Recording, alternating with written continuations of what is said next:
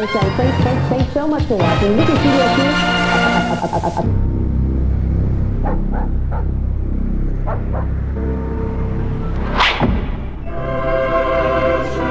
Cara, será que eu encontrei uma pessoa que pensava igual eu, o JJ?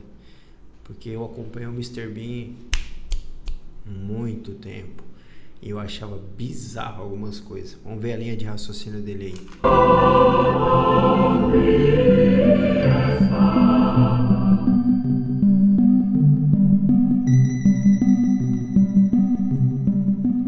Mr. Bean é um dos poucos shows de comédia que eu realmente acho engraçado. Durante toda a minha infância, eu me lembro dele passando naqueles canais de TV meio esquisitos. Cara, era muito bom esse programa, velho. Então é louco. Aquele tipo de canal que, quando não estava reprisando episódios antigos, ficava o dia inteiro transmitindo jogos de azar, ofertas estranhas e propagandas duvidosas. Wake up to us tomorrow. Call 540-WAKE. E talvez seja justamente por isso que o seriado sempre carregou uma sensação diferente. Mr. Bean nunca pareceu existir no mesmo universo do que nós. É como se o mundo dele fosse uma versão levemente distorcida da realidade. Familiar o suficiente para não assustar, mas estranho bastante para você sentir que tem algo de errado ali, escondido nas entrelinhas. Por conta disso, muitos detalhes passaram despercebidos. Mas quando você começa a reparar, percebe que esse programa tem um clima mais estranho do que deveria ter. A primeira coisa que a gente nota é que Mr. Bean é um adulto se comportando como criança. Ele não entende convenções sociais simples. Não sabe conversar, não sabe esperar. Ele não compreende limites, regras ou as consequências das próprias ações. Ele reage aos problemas como uma criança de 5 anos, fica irritado facilmente, inventa soluções absurdas e perigosas, como se o mundo fosse um playground feito só para ele. E talvez o mais importante, ele demonstra um tipo muito específico de curiosidade. Aquela curiosidade ingênua, inocente, mas levemente caótica que só uma criança tem. É como se existissem dois seres dentro do Bean. Um corpo adulto, mas com uma mente que nunca se desenvolveu além do básico. Quanto mais você observa, mais estranha fica essa mistura. Ele raramente demonstra empatia real, raramente entende contexto, raramente reconhece que Nossa, esses programas que ele tirava as pessoas que estavam no hospital, estavam engessadas em alguma coisa, era bizarra essa parte. Magoou alguém. É como se ele estivesse aprendendo a ser humano enquanto vive, como se estivesse estudando o mundo à medida que ele aparece diante dele. E é aí que surge uma das interpretações e teorias mais conhecidas sobre a série. Talvez ele não seja um adulto infantil. Talvez ele seja uma entidade infantil tentando imitar um adulto. Uma criança vivendo dentro de algo que não deveria ser seu corpo. Ou uma presença que simplesmente observa e copia o comportamento humano da maneira mais básica e literal possível.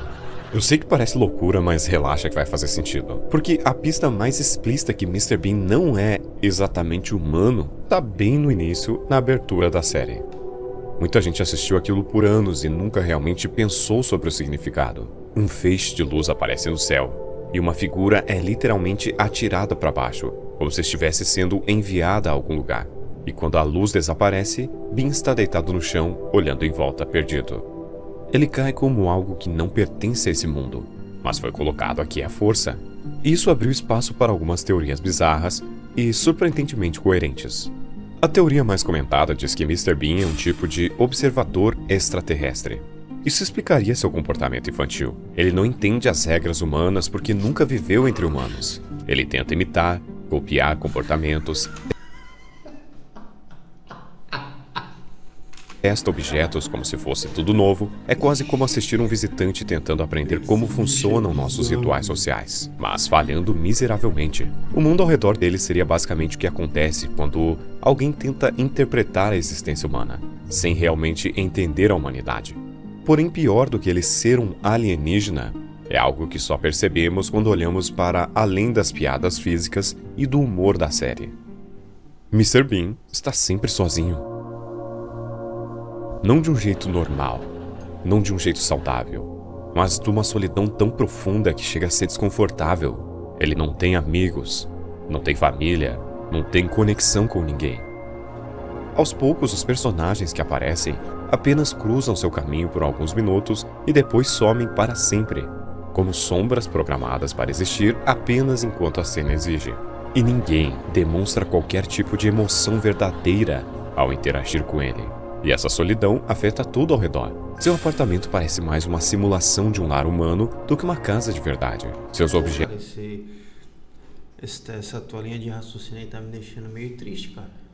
Pô, meio depressivo, meu amigo. Não gostei, não. Objetos são limitados como se só tivessem gerado as coisas necessárias para completar uma fase. Ted é seu único companheiro. E nem sequer é um ser vivo. Mas o mais inquietante de tudo é que Mr. Bean parece acostumado com isso. Ele não estranha o vazio, não sente falta de ninguém. Ele vive como se fosse o seu estado natural, como se fosse normal ser um estranho completo em um mundo que só finge ser real. Acho que muito dessa sensação vem do fato de que a série é um pouco antiga. Essa granulação leve, a falta de nitidez absoluta, cores desbotadas, não é apenas resultado da tecnologia da época. É quase como se o próprio mundo do Bean tivesse sido renderizado com menos resolução estética das câmeras de vigilância, das transmissões baratas, dos programas educativos do início dos anos 90, e tudo isso reforça a atmosfera de isolamento. Essa estética de televisão antiga faz o espectador sentir que Bean vive em uma realidade defasada, um mundo que ficou para trás enquanto o resto do planeta avançou para o digital, para o HD e para o som cristalino. É como se o universo dele fosse uma simulação antiga ainda rodando em uma máquina velha. Nada é atualizado, nada muda, nada progride. Não gostei, tá?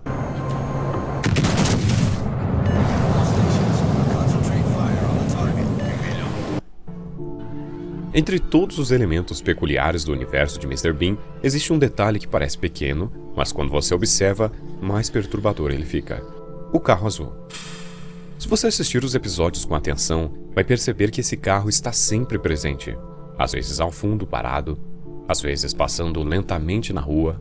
Existe uma teoria ainda mais estranha e, curiosamente, ela faz tudo ganhar um novo sentido.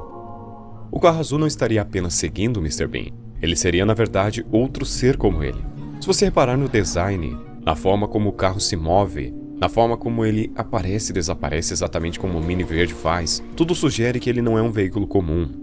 O carrinho do Mr. Bean tem uma estética tão única, tão caricata e tão deslocada da realidade, que quando você vê o carro azul, percebe que ele compartilha dessa mesma identidade visual. O carro azul seria então uma espécie de observador silencioso, um outro ser disfarçado, convivendo no mesmo ambiente, talvez estudando o Bean, ou compartilhando a mesma missão. A minha teoria é que Mr. Bean é um alienígena e foi enviado à Terra para estudar o comportamento humano. Por isso que você vê ele tentando imitar as pessoas, tentando entender o que está acontecendo. Porém, no meio do caminho, ele meio que esqueceu dessa missão, ou gostou tanto de viver aqui na Terra que ele começou a viver sua vida e aproveitar a experiência aqui. E o carrinho azul fica vigiando ele como se fosse um mensageiro do outro mundo ou para ver se ele está fazendo tudo certo. No fim, ele continua sendo um dos programas de comédia mais únicos já feitos. Mas quando você observa com calma, percebe que ele funciona em um universo que não é exatamente normal. E no fim das contas, é isso que faz o Mr. Bean ser tão marcante. É engraçado, simples, mas sempre deixa aquela sensação de que tem algo fora do lugar. E talvez seja justamente isso que torna o seriado tão inesquecível. Gostei.